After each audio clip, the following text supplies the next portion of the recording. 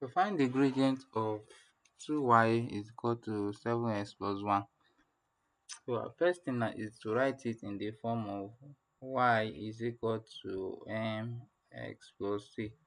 So I need to make y subject of the formula. So I will have 2y is equal to 7x plus 1. I divide both sides by 2, you get.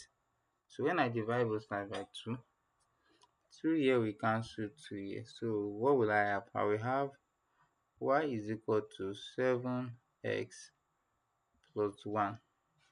You know this 2 is for both of them, share it for them because it has to be in this format.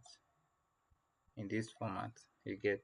So if you do it this way, then you find out that your m is equal to 7 over 2, and that's how we get our gradient.